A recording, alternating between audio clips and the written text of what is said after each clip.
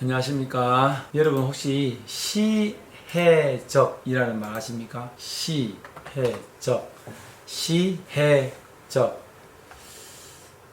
시해적이란 말은 은혜를 베푸는 것, 뭐랄까, 옛날엔 거지가 많았는데 부잣집에 거지가 와서 한 푼 주십시오 라고 했을 때 도와주고 은혜를 베푸는 것, 시해적. 제가 오늘 여러분에게 말씀드리고자 하는 것은 뭐냐면, 자립에 대한 책임과 의무입니다. 자립의 책임과 의무. 자립의 책임은 누구에게 있을까요? 그 의무는 누구일까요? 일단, 보호 대상 아동, 보호 종료 아동에게 그 책임과 의무를 가지게 하면 안 됩니다. 보호 종료 아동 만 18살에게 자립은 너의 책임이야. 이제부터 네가 살아야 돼. 그렇게 말하는 것은 너무나 잔인한 짓입니다.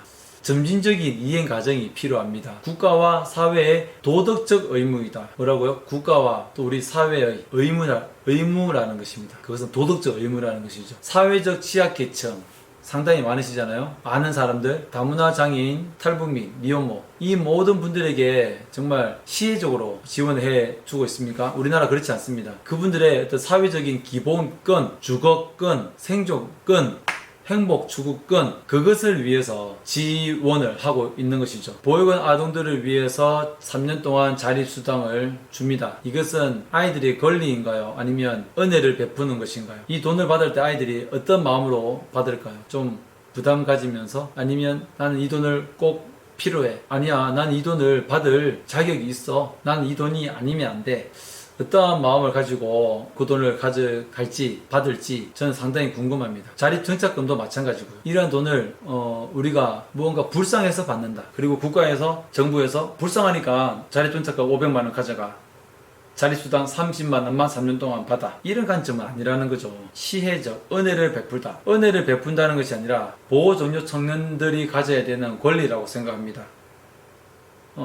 보호종료 아동을 잘 모르시는 분들, 그리고 가정 밖에 성장한 청년들을 잘 모르시는 분들은 너무나 아이들에게 베푸는 어떤 너무나 지나친 호의가 아닌가라고 생각할 수 있겠지만, 물론 또 그 돈을 유흥비나 다른 자기의 어떤 취미생활로 탕진하는 아이들이 있지만, 우리가 가정에서도 정말 부모님을 괴롭게 힘들게 하는 사람이 있는 것처럼 보육원 아동 중에도 그렇게 힘들게 또 허투루 돈을 쓰는 아이들이 물론 있습니다. 그렇지만 이것을 은혜를 베푼다, 불쌍해서 준다, 이것은 참으로 좀 너무나 어이없는 생각이다 라는 생각이 들어서, 앞으로라도 정말 보호종료 아동들이 그들의 기본권을 가질 수 있도록 주거, 취업, 공공기관 우선 채용이라도 한번 우리가 고려해보면 좋지 않을까라는 생각을 합니다. 제가 한국보호사랑협회를 맡고 있으면서 그러한 부분은 앞으로라도 참 계속 주장을 하려고 합니다. 우선은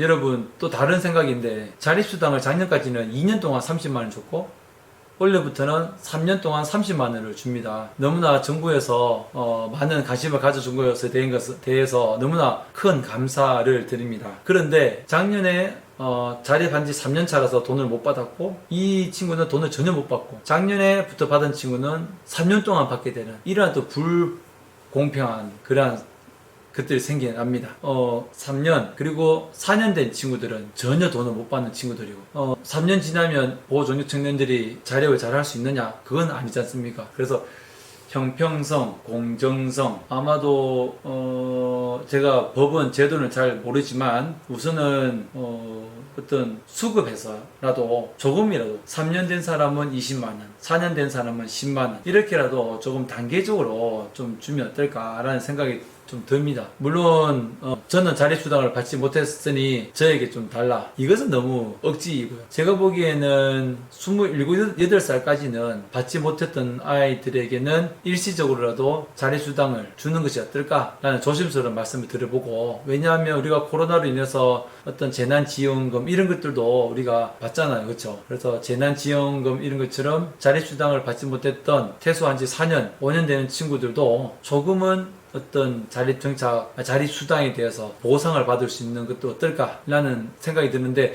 여러분들 생각은 어떨까 싶습니다. 이해가 잘 안 되시는 부분도 있는 것 같긴 해요. 그래서 오늘 결론적으로 자립에 대한 책임, 의무는 자립에 대한 책임과 의무를 보육원을 퇴소한 아이들에게 바로 짊어지우면 안 된다. 부과하면 안 된다. 그 자립에 대한 책임과 의무는 점진적으로 이행되어야 한다라는 것입니다.